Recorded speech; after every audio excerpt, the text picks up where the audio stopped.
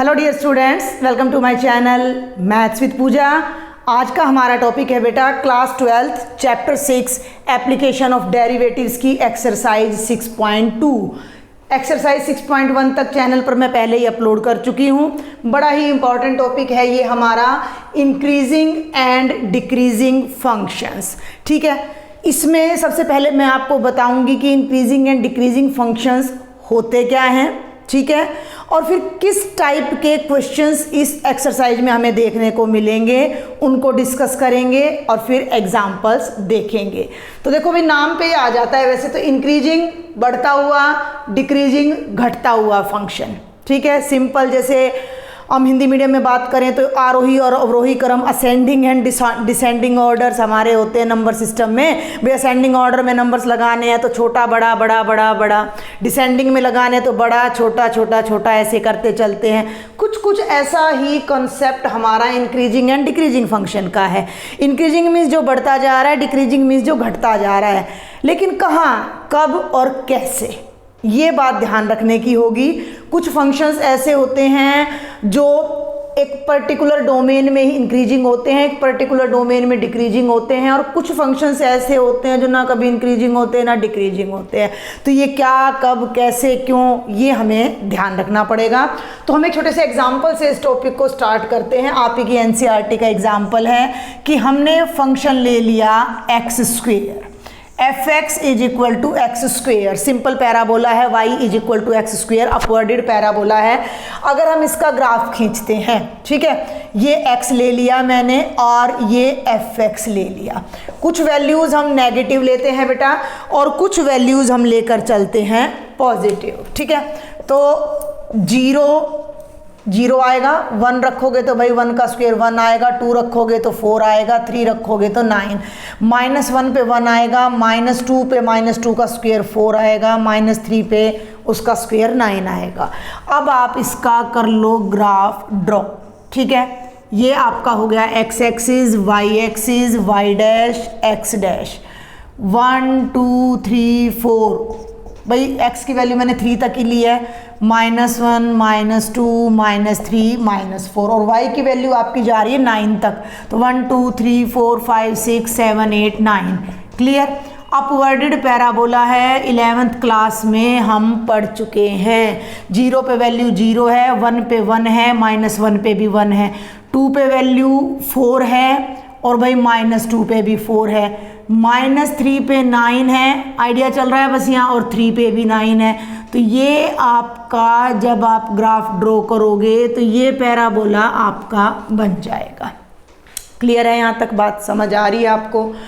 अब हम इसको दो तरफ से देखते हैं। पहले हम इसकी सिर्फ राइट हैंड साइड देखते हैं। जब हम 0 पे हैं तो फंक्शन की वैल्यू 0 है, जब हम 1 पे हैं तो फंक्शन की वैल्यू 1 है, 2 पर हैं तो फंक्शन की वैल्यू 4 है, 3 पर हैं तो फंक्शन की वैल्यू 9 है। ऐसे ही जब मैं आगे बढ़ूंगी 4 पे तो फंक्शन की वैल्यू कितनी हो जाएगी, 16 हो जाएगी। आप ध्यान दें कि x की वैल्यूज़ ऐसे बढ़ती जा रही हैं, eight the same time function की वैल्यूज़ भी बढ़ती चली जा रही हैं। ध्यान देना है, बहुत ध्यान से समझें। 0 1 से छोटा है, 1 2 से छोटा है, 2 3 से छोटा है और 3 4 से छोटा है। तो 0 पे जो वैल्यू आ रही है वो 1 पे आने वाली वैल्यू से छोटी है, वो 2 पर आने वाली वैल्यू से छोटी है, वो 3 पर आने वाली वैल्यू से छोटी है, और वो 4 पर आने वाली वैल्यू से छोटी है। एम आई राइट? समझ रहे हैं मेरी बात को? इसको उल्टा भी ले सकते थे कि 4 3 से बड़ा है, 3 2 से, 2 1 से और 1 0 से बड़ा है। तो 4 पे जो वैल्यू है वो 16 है, तो वो बड़ी है 3 पर आने वाली वैल्यू 9 से, वो बड़ी है 2 पर आने वाली वैल्यू से, वो फर्दर बड़ी है 1 पर आने वाली वैल्यू से, और वो फर्दर बड़ी है 0 पर आने वाली वैल्यू से।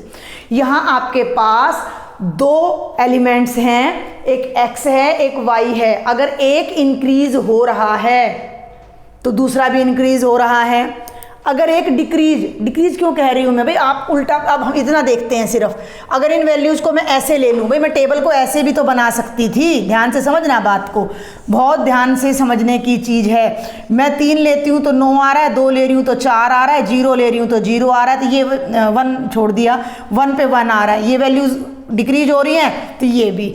मतलब 2 एलिमेंट्स ऐसे हैं कि अगर एक बढ़ रहा है तो दूसरा भी बढ़ रहा है, एक घट रहा है तो दूसरा भी घट रहा है। दोनों की जो रेशो है, जो प्रोपोर्शन है, वो सीधा चल रहा है, बिल्कुल डायरेक्ट प्रोपोर्शन में दोनों अगर चल रहे हैं तो इस टाइप का हमारा फंक्शन इंक्रीजिंग फंक्शन कहलाता है। यहाँ से पकड़ें बात को, x1 x2 से छोटा है, ध्यान देना है। ये मैं सिर्फ पूरे पॉजिटिव एक्स एक्सिस की बात कर रही हूँ, सिर्फ इधर की। तो मैंने 2 रियल नंबर ले लिए, एक नंबर है x1, दूसरा नंबर है x2। अगर x1 x2 से छोटा है और उसी टाइम x1 पर फंक्शन की वैल्यू भी x2 पर आने वाली वैल्यू से छोटी है, तो हम कहेंगे कि हमारा फंक्शन इंक्रीजिंग है, बढ़ रहा है। इसी डेफिनेशन को मैं दूसरे ढंग से भी कह सकती हूँ कि x1, आप ऐसे ले लो, x2 x1 से ग्रेटर है और x2 पर आने वाली वैल्यू x1 पर आने वाली वैल्यू से ग्रेटर है, तो इस केस में भी हमारा जो फंक्शन है, इन दोनों केसेस में हम कहेंगे कि फंक्शन इज इंक्रीजिंग। कहाँ इंक्रीजिंग? अब मैं पूरे पॉजिटिव रियल लाइन की यहाँ पर बात कर रही हूँ, तो मैं यहाँ पर लिख सकती हूँ ऑन 0 टू इन्फिनिटी, क्योंकि मैंने 0 को भी ले लिया। ये देखना है, अभी आगे हम समझेंगे इन चीज़ों को। तो सिर्फ पहले आप इतनी सी बात को समझो कि जैसे जैसे x आगे बढ़ रहा है, इंक्रीज हो रहा है, तो y की वैल्यू भी इंक्रीज होती जा रही है। लेकिन अगर ग्राफ को मैं बैक साइड से स्टडी कर रही हूँ, x डिक्रीज हो रहा है तो y भी डिक्रीज हो रहा है, मीन्स दोनों क्वांटिटीज़ की रेशो डायरेक्ट है, तो फंक्शन इंक्रीजिंग कहलाएगा। समझ आई आपको यहाँ तक बात? अब इसको थोड़ा और एलाबरेट करते हैं कि अगर किसी फंक्शन का आपको कोई डोमेन, जिस पर्टिकुलर डोमेन में हमने फंक्शन को डिस्कस करना है, जिसमें इंक्रीजिंग डिक्रीजिंग की हमारी बात होनी है, उस डोमेन के हर पॉइंट पर अगर फंक्शन का नेचर इस तरह रहता है कि x1 x2 से लेस है, at the same time f of x1 भी f ऑफ x2 से या तो लेस हो या लेस देन इक्वल टू हो, इस बात को भी हम देखेंगे आगे। लेस देन में और लेस देन इक्वल टू में थोड़ा सा फर्क होगा, तो फंक्शन इंक्रीजिंग कहलाएगा। मतलब ये दोनों साइन एक जैसे होने चाहिए, ये दोनों साइन एक जैसे होने चाहिए, तो फंक्शन इंक्रीजिंग कहलाता है। क्लियर है? अब हम आ जाते हैं जरा लेफ्ट साइड पर, डिक्रीजिंग की बात करते हैं। अब हम बात करते हैं भाई डिक्रीजिंग की। ध्यान देना, इनको देखो जरा नंबर्स को। अब आप -4, -4 छोटा होता है -3 से, सही कह रही हूँ मैं? -3 छोटा है -2 से, वो छोटा है -1 से, और -1 छोटा है 0 से। लेकिन -4 पे जो हमारी वैल्यू आ रही है वो कितनी आ रही है? 16 आ रही है। ठीक है, तो -4 पे जो वैल्यू आ रही है f ऑफ -4 तो 16 है, और -3 पे जो वैल्यू आ रही है हमारी वो कितनी आ रही है? 9 आ रही है। ठीक है, तो अब एक बार इसको मार्क कर लेते हैं। -3 पे वैल्यू आ रही है 9। अब ध्यान देना मेरी बात पर, -4 वाली वैल्यू ग्रेटर है -3 वाली वैल्यू से। -4 -3 से छोटा है, लेकिन -4 पर जो वैल्यू है वो -3 वाली वैल्यू से क्या आ जाती है? बड़ी आ जाती है। ठीक है, समझ रहे हैं मेरी बात को? -4 -3 से छोटा है, लेकिन -4 वाली वैल्यू बड़ी है।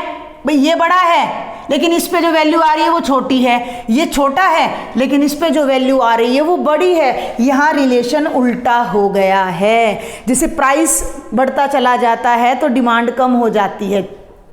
पेट्रोल के प्राइस बढ़ गए, पेट्रोल के प्राइस बढ़ते चले जा रहे हैं, तो कोशिश ये रहेगी कि भाई हम कार पूलिंग कर लें, थोड़ा कम खर्च करके कोशिश करें कि कम लगाएं, तो डिमांड कम हो गई। इस तरह से अगर आप इकोनॉमिक्स में पढ़ेंगे, कुछ चीज़ें ऐसी होती हैं जिनका जो प्रोपोर्शन है वो इन्वर्स प्रोपोर्शन चलता है, उल्टा चलता है। आप किसी काम में ज़्यादा लेबर लगाओगे तो काम ख़त्म होने में टाइम कम लगेगा।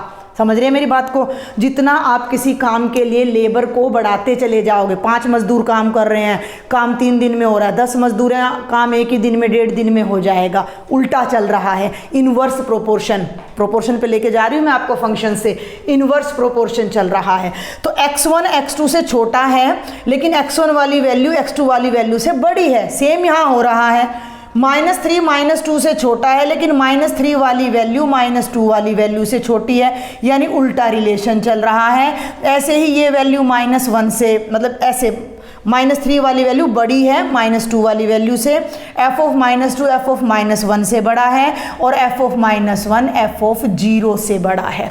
अब हम बात करते हैं, इधर ये वैल्यू कम होती जा रही है। भाई जब भी हम नंबर लाइन पर लेफ्ट टू राइट जाते हैं, तो हम बढ़ रहे हैं, लेकिन जब यहाँ से ग्राफ शुरू करते हैं तो ग्राफ मेरा नीचे आ रहा है, डाउनवर्ड आ रहा है, तो ग्राफ नीचे गिर रहा है, तो ये डिक्रीज हो रही हैं वैल्यूज़ हमारी। तो यहाँ से इस इंटरवल की जब मैं बात करती हूँ तो मेरा फंक्शन कैसा फंक्शन है? डिक्रीजिंग फंक्शन है। 0 to -∞ पे सेम फंक्शन डिक्रीजिंग चल रहा है, और 0 to ∞ पे सेम फंक्शन इंक्रीजिंग चल रहा है। तो यहीं से फिर इसकी एक डेफिनेशन निकाल लेते हैं कि x1 x2 से छोटा है, लेकिन f of x1 f of x2 से या तो स्ट्रिक्टली ग्रेटर है या ग्रेटर देन इक्वल टू है, then we say that function is decreasing in the interval. उल्टा भी ले सकते हो, भाई x1 x2 से बड़ा है तो f of x1 f of x2 से क्या हो? छोटा हो। आई थिंक यहाँ तक आपको कुछ समझ आया होगा कि अगर डोमेन में वैल्यूज बढ़ती जा रही हैं और रेंज भी साथ साथ बढ़ती जा रही है तो फंक्शन इंक्रीजिंग है। डोमेन में वैल्यूज बढ़ती जा रही हैं लेकिन रेंज की वैल्यूज कंपैरेटिवली कम होती चली जा रही हैं, तो हमारा फंक्शन क्या रहेगा? डिक्रीजिंग रहेगा। ठीक है, यहाँ तक समझ आया आपको? एक ही एग्जाम्पल से मैंने आपको थोड़ा सा बेस बनाने की कोशिश की है कि इंक्रीजिंग और डिक्रीजिंग फंक्शन क्या होते हैं। थोड़ा और आगे देखते हैं। अब हम देखते हैं definition of increasing and decreasing functions, जो कि मैं पहले ही आपको बता चुकी हूँ, लेकिन उसमें मैंने बोला था कि इक्वल टू का जो साइन आएगा वहाँ थोड़ा डिफरेंस आ जाएगा। तो देखिए क्या कहता है कि let I be an open interval contained in the domain of a real valued function f. पहले में हम डिस्कस कर चुके हैं कि हम थ्रू आउट द सिलेबस भाई अपना रियल वैल्यूड फंक्शन की ही बात करने वाले हैं। तो एफ कोई रियल वैल्यूड फंक्शन है, उसका कोई पर्टिकुलर डोमेन है जिसमें वो डिफाइंड हो रहा है, और उस डोमेन में भी एक ओपन इंटरवल आई है, ओपन इंटरवल। ठीक है, और उस आई इंटरवल में हम फंक्शन के बिहेवियर को स्टडी करने जा रहे हैं कि वो इंक्रीजिंग है, डिक्रीजिंग है या नहीं है, ऐसा भी हो सकता है। तो वही बात ये कहता है कि function is said to be increasing on I. हम अपने फंक्शन को इस इंटरवल में इंक्रीजिंग कहेंगे अगर x1 x2 दो ऐसे एलिमेंट्स हैं जो आई में इस तरह से हैं कि x1 x2 से छोटा है, at the same time f of x1 less than equal to f of x2 है। मीन्स कोई ना कोई पॉइंट पे थोड़ी बहुत इक्वालिटी हो सकती है। ठीक है, फॉर एग्जाम्पल भाई ये ले लिया x और fx, भाई कोई पता नहीं क्या है फंक्शन, कुछ भी पर्टिकुलर फंक्शन हो सकता है। 0 पे वैल्यू 0 है, 1 पे 1 है, 2 पे भी 1 है, बढ़ रही है। 0 पे आप 0 पे ले लो 0.5, चलो अच्छा 0 भी ले लेते तो गलत नहीं था। 1 पे भी 1, 2 पे भी 1, 3 पे वैल्यू 2 है, 4 पे 3 है, 5 पे 4 है। तो जब आप इसका ग्राफ ड्रॉ करोगे आप तो 0 पे तो 0.5 है वैल्यू, ठीक है, 1 पे 1 है, 2 पे भी 1 है। ध्यान से समझना, इधर बताती हूँ अच्छे से मैं। जब हमारा बेस क्लियर हो जाता है किसी भी टॉपिक का तो हमें उसके न्यूमेरिकल्स करना बिल्कुल आसान रहता है। तो बेस पे टाइम लगाना थोड़ा सा ज़रूरी होता है, रटा नहीं जाता है भाई मैथ्स को, कॉन्सेप्ट क्लियर होना चाहिए। तो 1 2 3 और मैं 4 तक गई हूँ, तो मान लो 0 पे वैल्यू है 0.5, ये है 0 पे वैल्यू, 1 पे वैल्यू 1 है, 2 पे 1 है, 3 पे कितनी है भाई 2 है, 3 पे वैल्यू 2 है, 4 पे वैल्यू 3 है, 5 पे 4 है। तो ये ग्राफ आपका ऐसे चलेगा, ये वैल्यू तो बिल्कुल इक्वल हो गई ना यहाँ पर, फिर ये ग्राफ ऐसे चल रहा है। ध्यान देना, इस बात को बड़े ध्यान से समझना है। ये ग्राफ है, चाहे आप 0 पे वैल्यू 0 ले लो, उससे कोई फ़र्क नहीं पड़ता। हमारी ये वैल्यूज़ बढ़ती जा रही हैं, हम इस इंटरवल की बात कर रहे हैं 0 1 2 3 4 5, तो मेरा फंक्शन भी बढ़ा, एक बार थोड़ा सा स्टेबल हुआ और फिर बढ़ता चला गया, तो इस टाइप का फंक्शन इंक्रीजिंग कहलाएगा, ओनली इंक्रीजिंग। ठीक है, ओनली इंक्रीजिंग, बढ़ता जा रहा है। बीच में एक दो ऐसे केस आए कि 1 पे भी वैल्यू 1 थी, 2 पे भी 1 थी, बीच में भी कहीं 1 है वैल्यू, थ्रू आउट इक्वल चल रही है, तो यहाँ पर मतलब लेस देन इक्वल टू का साइन आ जाएगा, तो फंक्शन इंक्रीजिंग कहलाएगा। अब थर्ड पे आ जाओ पहले आप। Function is said to be strictly increasing, strictly, सख्ती के साथ, कोई बराबरी की गुंजाइश नहीं है, x1 x2 से लेस है और f of x1 f of x2 से स्ट्रिक्टली लेस हो। ग्राफ, वही ग्राफ याद कर लो अपना पैराबोला वाला ग्राफ हमारा ऐसे बढ़ता चला जा रहा है, कहीं भी किन्हीं 2 पॉइंट्स पर भी वैल्यू सेम नहीं आ रही है हमारी, लगातार बढ़ता चला जा रहा है, तो ये स्ट्रिक्टली इंक्रीजिंग फंक्शन है, ये केवल इंक्रीजिंग फंक्शन है। फर्क समझ आया आपको? इंक्रीजिंग का मतलब कहीं कहीं इक्वालिटी आ सकती है 2 वैल्यूज़ में, यहाँ आ गई, हो सकता है इसी में आगे जाके ऐसे होके फिर ये ऐसे चला जाए आगे, समझ रहे हो आप मेरी बात को? लेकिन ये नेचर तो इंक्रीजिंग ही रहेगा।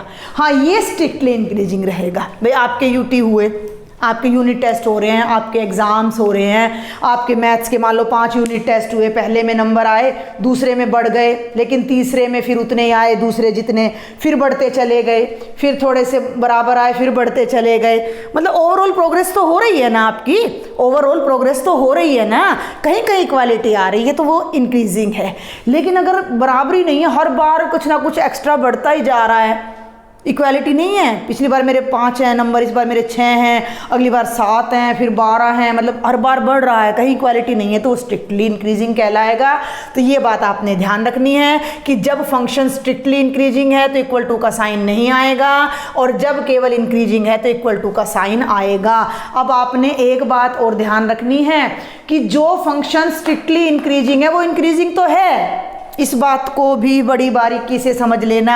मैं बार बार इस बात पे फोकस करती हूँ कि बेस क्लियर होना बहुत ज़रूरी है। जो फंक्शन स्ट्रिक्टली इंक्रीजिंग है वो इंक्रीजिंग भी रहेगा, क्योंकि कई बार अब हमारे पास क्वेश्चन आएंगे तो हम उसमें केवल स्ट्रिक्टली प्रूव कर देंगे, इंक्रीजिंग नहीं करेंगे। जो स्ट्रिक्टली इंक्रीजिंग है वो इंक्रीज तो हो ही रहा है, डिक्रीज थोड़ा ही हो रहा है, लेकिन जो फंक्शन इंक्रीजिंग है वो स्ट्रिक्टली इंक्रीजिंग नहीं हो सकता, वो स्ट्रिक्टली इंक्रीजिंग नहीं हो सकता। इंक्रीजिंग के लिए ये साइन यूज़ करूँगी मैं बार बार, और डिक्रीजिंग के लिए ये वाला साइन मैं यूज़ करूँगी, तो आप इनसे फैमिलियर हो जाएं, क्योंकि बार बार लिखना बड़ा एक्टिक हो जाता है ये। तो जो फंक्शन स्ट्रिक्टली इंक्रीजिंग है that is increasing also, but increasing function is never strictly increasing. समझ गए मेरी बात को? अब आगे बढ़ते हैं, अभी हम करेंगे, अच्छे डेप्थ में जाएंगे, जब इसके एग्जांपल्स करेंगे आपको और भी अच्छे से क्लियर होगा। तो अब हम बात करते हैं डिक्रीजिंग की। वही फंक्शन है, वही ओपन इंटरवल है, तो वो डिक्रीजिंग कहलाएगा। अगर x1 x2 से छोटा है तो f of x1 f of x2 से ग्रेटर देन इक्वल टू हो जाए। मैं बता चुकी हूँ, ये आपके लेबर है, कम थे ज़्यादा बढ़ा दिए तो टाइम पहले कम लग रहा, ज़्यादा लग रहा था, अब टाइम आपका कम लगेगा, उल्टा प्रोपोर्शन है, तो वो डिक्रीजिंग कहलाएगा। स्ट्रिक्टली डिक्रीजिंग कहलाएगा x1 x2 से लेस है और f of x1 भी f of x2 से स्ट्रिक्टली ग्रेटर है, तो स्ट्रिक्टली डिक्रीजिंग कहलाएगा। समझ आ गई? कोई भी डाउट है कमेंट बॉक्स में लिखना है। टेलीग्राम ग्रुप बना दिया है मैंने, देखो रिस्ट्रिक्ट करना पड़ जाता है क्योंकि कई बार कुछ ऐसे एलिमेंट्स हो जाते हैं जो भैयात के मैसेज ग्रुप में डाल देते हैं, तो आप मेरे पर्सनल नंबर पर, पर्सनल टेलीग्राम नंबर पर मुझे मैसेज करके भी अपने डाउट्स क्लियर कर सकते हो। कमेंट बॉक्स में भी आप अपने डाउट्स मुझे लिख सकते हो। तो मैं जल्दी से एक ग्राफ से समझा दूँ, 2 ग्राफ तो मैंने यहाँ बना दिए, आपके एनसीईआरटी में भी बना रखा है। इस तरह का है तो इंक्रीजिंग है, इस तरह का है तो स्ट्रिक्टली इंक्रीजिंग है। क्लियर है? अब पैराबोला पे फिर आ जाओ। अभी लिया था ये डिक्रीजिंग था, ये डिक्रीजिंग था, लेकिन अगर इसी तरह का है, नीचे आए इक्वल हुआ फिर नीचे आए, तो ये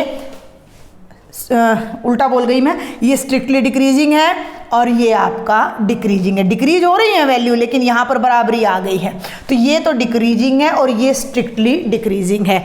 अब एक और टाइप का फंक्शन हो जाता है। अब मान लो मैं ये डोमेन ले लिया मैंने, यहाँ तक का फंक्शन ले लिया, ये चल रहा है, तो ये फंक्शन कभी इंक्रीज हो रहा है, कभी डिक्रीज हो रहा है, कभी इंक्रीज हो रहा है, कभी डिक्रीज। और जब मैं इस पूरे इंटरवल की बात करूं तो इस पूरे इंटरवल में हम कहेंगे कि function is neither increasing NOR decreasing. तो ये आपका ग्राफिकली समझने का है। इंक्रीजिंग स्ट्रिक्टली यस, बिल्कुल यही चीज़ें इसमें बताई गई हैं। तो मैंने यहाँ तक आपको कोशिश की है बताने की कि इंक्रीजिंग और डिक्रीजिंग फंक्शंस क्या होते हैं। एक दो हम फटाफट एग्जांपल देखते हैं, एक पॉइंट पर इनकी डेफिनेशन देखते हैं कि पॉइंट पे इंक्रीजिंग डिक्रीजिंग हम कैसे प्रूव करते हैं। एक छोटी सी डेफिनेशन और दी गई है आपकी बुक में, तो उसको भी हम एक बार डिस्कस कर लेते हैं। क्या डेफिनेशन है? डेफिनेशन है कि किसी पर्टिकुलर पॉइंट पर फंक्शन का बिहेवियर देखना है, इंक्रीजिंग या डिक्रीजिंग, तो क्या करें। अब एक पॉइंट पे तो हम नहीं देख सकते। मान लीजिए ये आपकी नंबर लाइन है और ये आपका कोई पॉइंट है x नोट, तो हम क्या करेंगे कि एक इंटरवल लेंगे, ओपन इंटरवल, जिसमें ये x नोट कंटेन्ड हो। आपको ये ध्यान रखना है कि रियल लाइन बहुत वास्ट है, इनफाइनाइट नंबर्स हैं हमारे पास जो रैशनल और इरेशनल है, ठीक है। अगर मैं यहाँ 1 ले रही हूँ और मैं 1 के इंटरवल की बात करती हूँ तो 1 के नियर बाय भी 1 में से मैं 0.1 माइनस कर दूं तो इधर 0.9 आ जाएगा और इधर 1.1 आ जाएगा। ध्यान से देखना, मेरी बात को ध्यान से समझना कि भाई इधर 0.9 आ गया, इधर 1.1 आ गया, और 0.9 और 1.1 के बीच में 1 आ गया। ध्यान से सुनना, 1 बिलोंग्स टू 0.9 एंड 1.1। इसको मैं लिख सकती हूँ 1 belongs to 1 minus 0.1 and 1 plus 0.1। इस 0.1 को मैं एक नंबर h मान लूँ तो ये हो गया 1 माइनस h और 1 प्लस h। कहने का मतलब क्या है कि जिस पॉइंट पर हम इंक्रीजिंग डिक्रीजिंग देखना चाह रहे हैं, हम उस पॉइंट के नेबरहुड में कोई ओपन इंटरवल ले लेते हैं i, जो कि होगा x not minus h। h एक बहुत छोटा सा नंबर है जो 0 से थोड़ा सा बड़ा है, छोटा सा नंबर 0 से थोड़ा सा बड़ा, 0.00000 समथिंग हो सकता है वो नंबर। तो x नोट में से अगर हम h माइनस कर दें और x नोट में h ऐड कर दें तो हमें 2 पॉइंट्स मिलेंगे जिनके बीच में x नोट सर्टेनली आएगा। तो ये एक ओपन इंटरवल हो जाएगा। इस ओपन इंटरवल में हम देखेंगे कि फंक्शन अगर इंक्रीजिंग है तो इस पॉइंट पे भी इंक्रीजिंग रहेगा।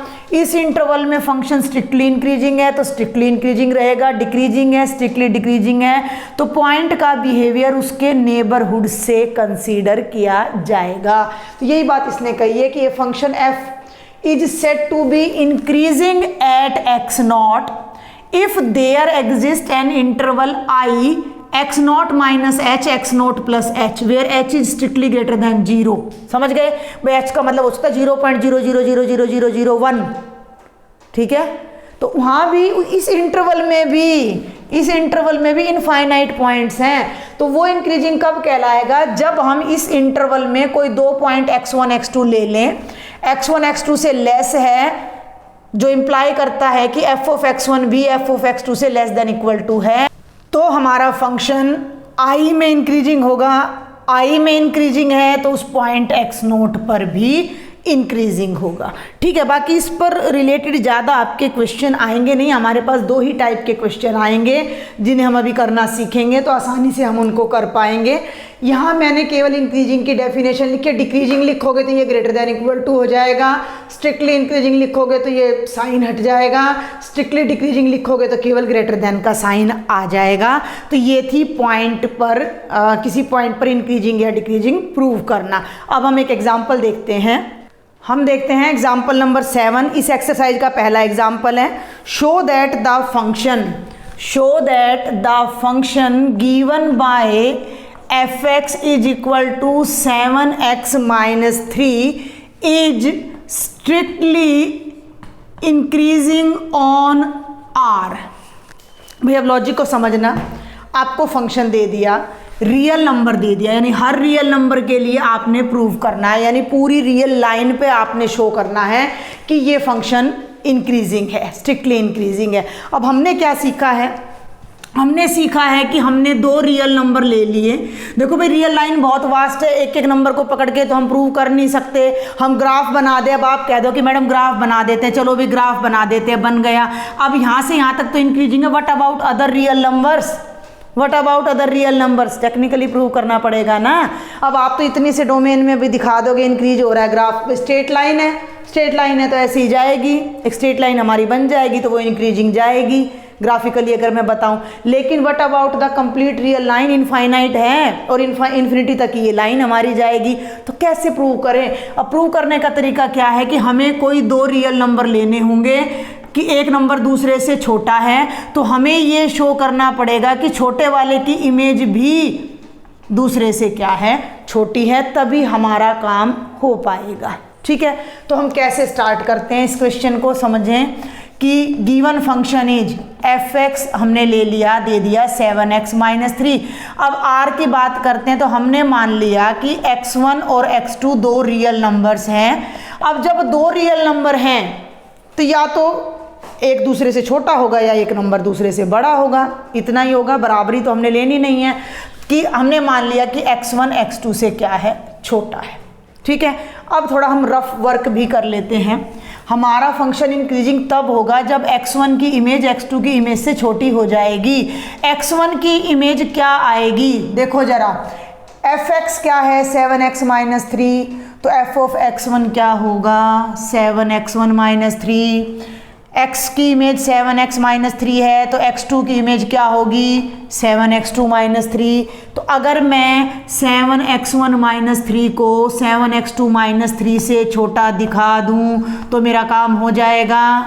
समझ रहे हो आप बात को, समझ पा रहे हो कि भाई अगर x1 x2 से छोटा, हमने दो रियल नंबर पकड़ लिए, ये मेरी रियल लाइन है, ये मेरा x1 है, ये मेरा x2 है। अगर मैं x1 की इमेज को x2 की इमेज से छोटा प्रूव कर दूं एक बार, तो x1 x2 तो आर्बिट्रेरी रियल नंबर हैं, तो इस तरह से हर रियल नंबर के लिए ये प्रूव हो जाएगा। समझ रहे हो, तो भाई ठीक है, आगे बढ़ते हैं। हमने ले लिया कि x1 और x2 दो ऐसे रियल नंबर हैं कि x1 x2 से छोटा है। जब x1 x2 से छोटा है तो 7x1 7x2 से छोटा हो जाएगा, क्योंकि 7 तो पॉजिटिव नंबर है। एक पॉजिटिव नंबर से हम दोनों तरफ मल्टीप्लाई करेंगे तो इनइक्वालिटी का साइन चेंज थोड़ी होएगा। इन इक्वेशन क्लास 11 चैप्टर 6 कर रखा होगा। भाई जब x1 x2 से छोटा है तो 7x1 7x2 से छोटा होगा। मुझे ये रिजल्ट चाहिए, मैं यहाँ पहुँच रही हूँ, इसलिए मैंने 7 से मल्टीप्लाई किया। अब मैं दोनों तरफ 3 माइनस कर देती हूँ। अगर मैं दोनों तरफ 3 माइनस कर दूँ तो भी जो छोटा है वो छोटा ही रहेगा। दीज टू आर इक्वल, इसका 7 गुणा करो और इसका नहीं, इक्वल नहीं, लेस देन लो, ये लेस है ये ग्रेटर है। दोनों को 7 गुणा करोगे तो छोटा छोटा ही रहेगा, बड़ा बड़ा ही रहेगा। ठीक है भाई, बात समझ आ रही है। 5 छोटा है 12 से, 5 को 7 से गुणा कर दिया, कितना बन गया 35, और 12 को भी 7 से गुणा कर दिया तो 35 फिर भी छोटा ही रहेगा, 84 से रहेगा। 3 इधर घटा दिया, 3 इधर घटा दिया तो 35 में से 3 घटाओगे तो भी छोटा ही रहेगा, 32 छोटा रहेगा 81 से। सिंपल सा मैथ है भाई, कुछ भी नहीं है, अलजेब्रा है। तो अगर x1 x2 से छोटा है तो 7x1 7x2 से छोटा होएगा, और दोनों तरफ 3 माइनस कर दूंगी तो भी छोटा छोटा ही रहेगा। अब फंक्शन के अकॉर्डिंग ये क्या है, ये तो f(x1) है, यानी कि x1 की इमेज है, और ये क्या है f(x2) है। हम लेके चले थे कि x1 x2 से छोटा है, और हमारे पास आ गया कि x1 की इमेज x2 की इमेज से छोटी है। ध्यान देना, वी गेट कि x1 less then x2 implies कि f(x1) is less than f(x2) for all x1 x2 belonging to R, क्योंकि ये तो आर्बिट्रेरी नंबर हैं, दो नंबर सेटिस्फाई कर रहे हैं, तो इस तरह हर नंबर इस कंडीशन को सेटिस्फाई करेगा। तो जितने भी रियल नंबर्स थे उनमें जब हमने इस टाइप के नंबर चूज किए तो ये रिलेशन एस्टेब्लिश हो गया। Less than, strictly less than का साइन आ रहा है, तो हम कह सकते हैं कि f(x) is strictly increasing on R, क्योंकि दोनों का जो लेस देन का साइन देख के कंफ्यूज मत हो जाना, इंक्रीजिंग नहीं है। ये इससे छोटा है तो ये भी इससे छोटा है, दोनों समान अनुपात में आगे बढ़ रहे हैं, डायरेक्ट प्रोपोर्शन है, या तो इकट्ठे घट रहे हैं या इकट्ठे बढ़ रहे हैं, तो फंक्शन इंक्रीजिंग है, तो हमारा फंक्शन इंक्रीजिंग हो जाएगा। बहुत सिंपल सा क्वेश्चन है।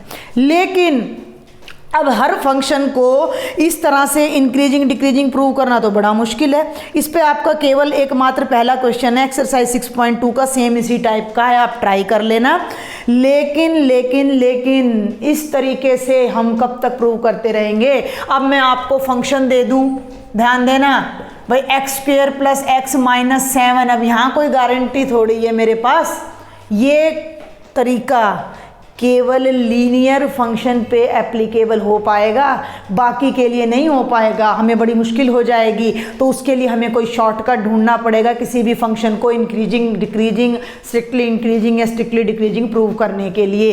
तो उसके लिए हमारे पास एक थ्योरम है, हम उस थ्योरम को देखते हैं, समझते हैं। Theorem is not the part of exam, फिर भी मैं थ्योरम आपको करा रही हूँ तो आप उसको समझें। उसके बाद उस थ्योरम के रिजल्ट को यूज करके हम बहुत छोटे तरीके से प्रूव कर पाएंगे कि कोई फंक्शन किसी पर्टिकुलर इंटरवल में इंक्रीजिंग है या डिक्रीजिंग है।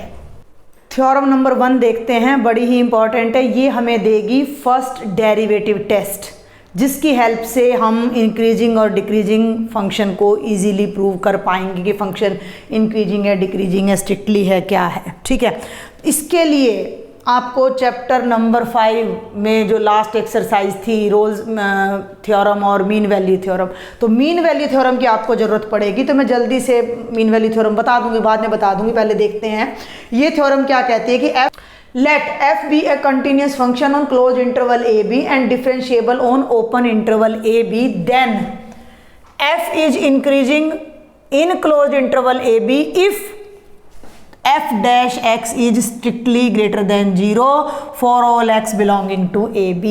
कोई फंक्शन है जिसे हमने क्लोज इंटरवल ab में अगर इंक्रीजिंग प्रूव करना है, वो फंक्शन ऑलरेडी कंटिन्यूस है क्लोज इंटरवल में, ओपन इंटरवल में डेरिवेबल है।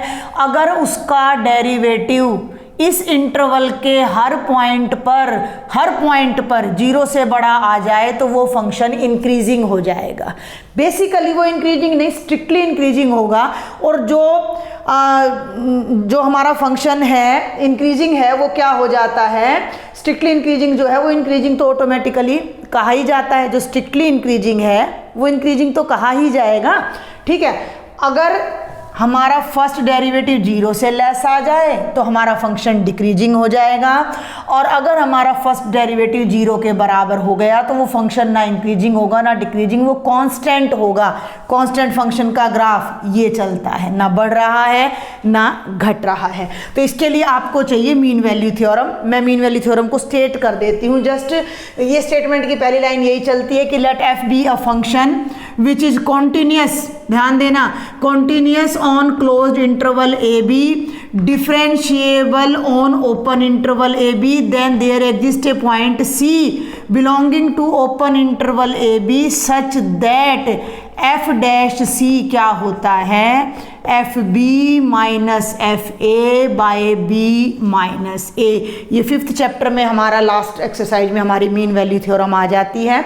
तो वहाँ पर ही उसी को यूज करते हुए अब मैं कराती हूँ आपको इसका प्रूफ, पहले ही पार्ट का करा देती हूँ। भाई फंक्शन को हमने तो इंक्रीजिंग प्रूव करना है। इंक्रीजिंग प्रूव करने का हमारा तो एक ही तरीका है कि अगर x1 x2 से छोटा है तो f ऑफ x1 भी f ऑफ x2 से छोटा होना चाहिए। मुझे तो ये चाहिए। ठीक है, इसके लिए क्या करते हैं भाई, हमने ये इंटरवल पकड़ लिया, हमने ले लिया कि late x1 x2, late x1 और x2 कोई 2 पॉइंट्स हैं जो इस इंटरवल को बिलोंग कर रहे हैं और इस तरीके से हैं कि x1 x2 से छोटा है। अब हमारा काम क्या रह गया, इंक्रीजिंग प्रूव करने के लिए हमारा काम रह गया कि हमने f ऑफ x1 को f ऑफ x2 से लेस दिखाना है, जिसके लिए हम यूज करेंगे मीन वैल्यू थ्योरम। हमारा फंक्शन क्लोज्ड इंटरवल में कॉन्टिन्यूस है, ओपन इंटरवल में डिफरेंशिएबल है, तो ओपन इंटरवल में कोई पॉइंट C ऐसा जरूर लाई करेगा जो इस कंडीशन को पूरी करे। वो पॉइंट C यहाँ ना लेकर हम इनके बीच में ले लेते हैं।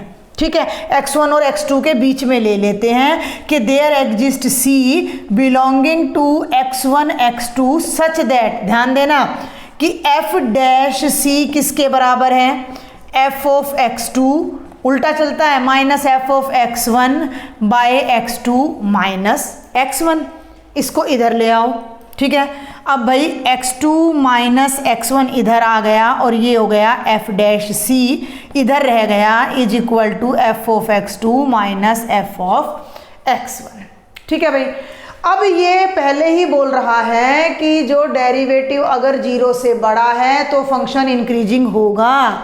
तो हम डेरिवेटिव, बट हमें डेरिवेटिव दे रखा है, क्या है, हमें दे रखा है कि f डैश x 0 से बड़ा है पूरे इंटरवल में f डैश x 0 से बड़ा है, इसका मतलब f डैश c भी 0 से बड़ा है।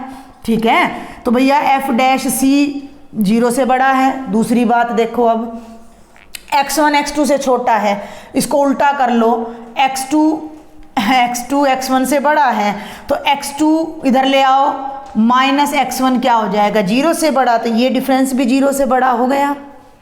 भाई x1 x2 से छोटा है, x2 x1 से बड़ा है, तो x2 माइनस x1 पॉजिटिव हो गया। डेरिवेटिव इसने क्या दे रखा है, पॉजिटिव दे रखा है, तो ओवरऑल जो ये पूरी टर्म है ये क्या हो जाएगी, ग्रेटर देन 0 हो जाएगी। ये टर्म इसके इक्वल है तो ये क्या हो जाएगा, ग्रेटर देन 0 हो जाएगा। यानी कि f of x2 minus f of x1 क्या हो जाएगा, 0 से बड़ा हो जाएगा। f ऑफ x1 को राइट साइड में ले जाओ तो f of x2 f of x1 से बड़ा हो गया। उल्टा कर लो, भाई b a से बड़ा है तो a b से छोटा है, 4 3 से बड़ा है और 3 4 से छोटा है, बात तो एक ही है। तो उल्टा कर लो कि f ऑफ x1 किससे छोटा हो गया, f ऑफ x2 से। हम लेकर चले थे कि x1 x2 से छोटा है और हमारे पास आ गया कि f ऑफ x1 भी f ऑफ x2 से छोटा है for all x1 x2 belonging to the interval.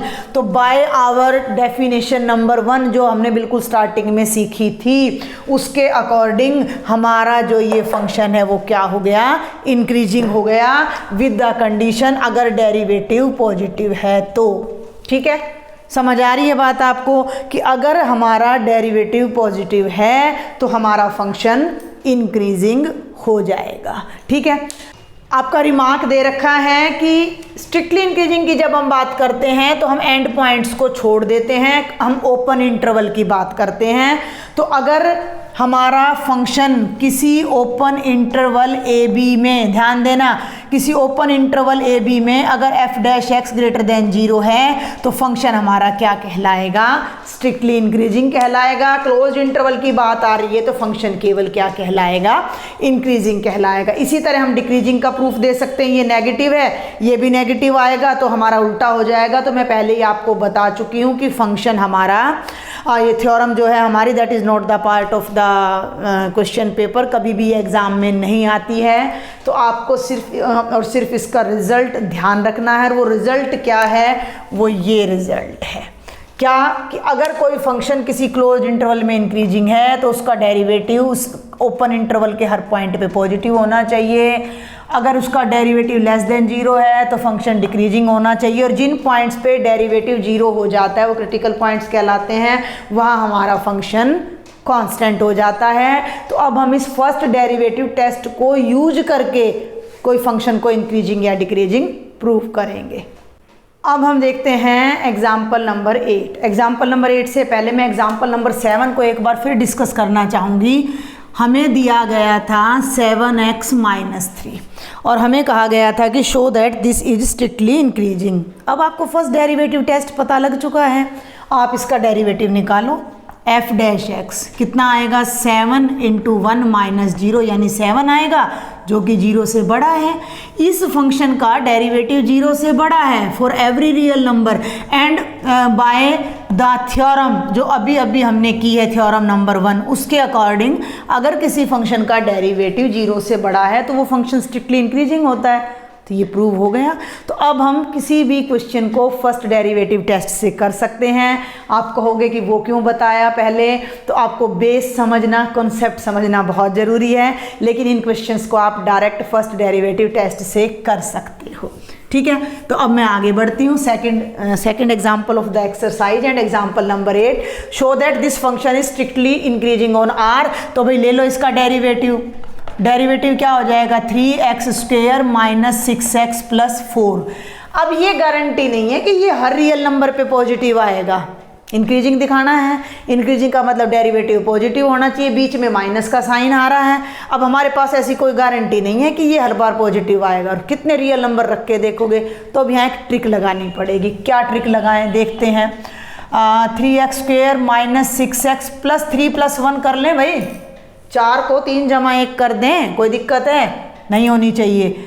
ये ले लिया तीनों को इकट्ठा, क्यों ले लिया, 3 बाहर, x² माइनस 2x प्लस 1, ठीक है, और ये +1, ठीक है, 3 बाहर, ये बन जाएगा x माइनस 1 का होल स्क्वायर। देख लो, a² plus b² minus 2ab plus 1। अब ध्यान दो, 3 पॉजिटिव है, x माइनस 1 का होल स्क्वायर। अब तुम x की जगह कोई भी रियल नंबर रख लो, चाहे पॉजिटिव रख लो चाहे नेगेटिव, जब उसका स्क्वायर करोगे तो वो पॉजिटिव रहेगा, और उस पॉजिटिव में 1 जोड़ोगे तो भी वो पॉजिटिव ही रहेगा।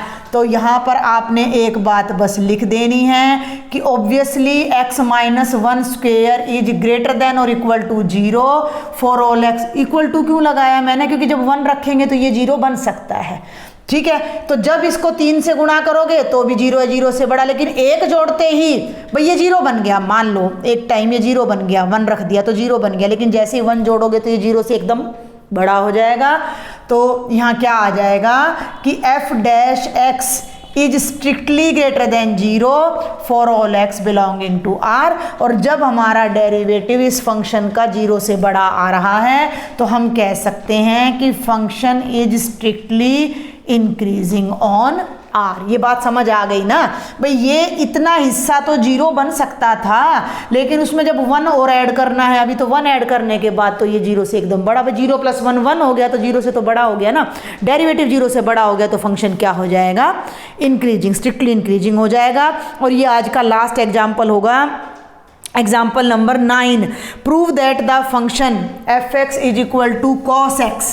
ध्यान देना है, prove that the function f(x) is equal to cos x is strictly decreasing in 0 to pi। मैं इधर राइट में लिख देती हूँ स्टेटमेंट को, strictly decreasing in 0 to pi, ठीक है, 0 to pi open interval.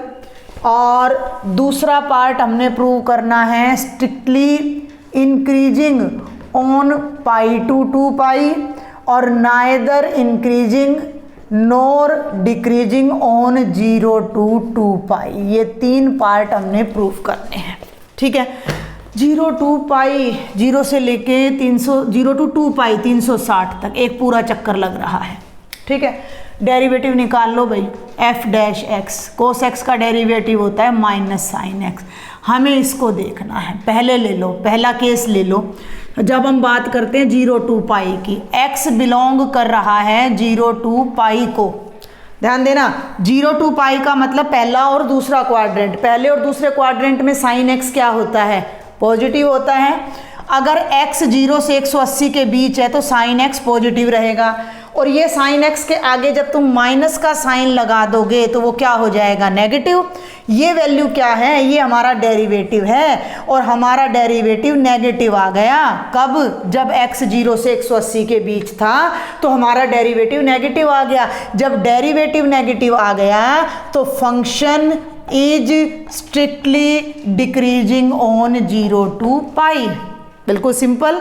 Second part पे आ जाते हैं।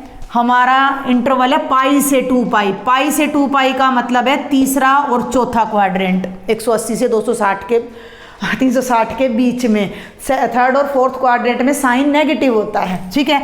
तो यहाँ लिख लो, जब x बिलोंग कर रहा है, यहाँ इंटरवल इसने पहले पूरा रियल लाइन नहीं दी, कुछ पर्टिकुलर इंटरवल दिए हैं जिसमें हमने देखना है इंक्रीजिंग है या डिक्रीजिंग। जब x पाई से 2 पाई के बीच है, यानी तीसरे और चौथे क्वाड्रेंट में है, तो हम सबको पता है साइन x नेगेटिव होता है। हमें साइन x के आगे माइनस लगाना है, ये ऑलरेडी नेगेटिव है, और नेगेटिव के आगे जब आप नेगेटिव लगाओगे तो वो क्या हो जाएगा, नेगेटिव का नेगेटिव पॉजिटिव हो जाएगा। नेगेटिव का नेगेटिव पॉजिटिव हो गया, इसका मतलब f'(x) पॉजिटिव हो गया। f'(x) पॉजिटिव हो गया, इसका मतलब जो आपका फंक्शन है वो स्ट्रिक्टली इंक्रीजिंग हो गया पाई से 2 पाई के बीच में। क्लियर है। अब हम आ जाते हैं थर्ड पार्ट पर। थर्ड पार्ट की बात करें तो 0 to 2 पाई। अब भाई 0 to 2 पाई का मतलब है पूरा एक चक्कर। आधे में साइन एक्स पॉजिटिव है, आधे में साइन एक्स नेगेटिव है, तो आधे हिस्से में sine x minus sine x less than 0 है और आधे में ग्रेटर देन 0 है। तो इसका जो बिहेवियर है वो चेंज हो रहा है। तो हम लिखेंगे कि फंक्शन इज नाइदर इंक्रीजिंग, थोड़ा रब करके लिख दूं, नोर डिक्रीजिंग ऑन 0 to 2 पाई। ठीक है। From first and second direct लिख सकते हो, obviously from first and second F X is neither increasing. पूरे इंटरवल में एक सा बिहेवियर रहना चाहिए। अगर मैं कॉस एक्स का ग्राफ ड्रॉ करूं, भैया ये 0 है, ये 90 है, ये 180 है, ये 3 पाई/2 है और ये 2 पाई है। 0 पे कोस की वैल्यू 1 होती है, 90 पे 0 होती है, पाई पे वैल्यू -1 होती है, 3 पाई/2 पे 0 होती है और 2 पाई पे 1 होती है। तो भैया ये आपका ग्राफ बेटा जी ऐसे चलेगा।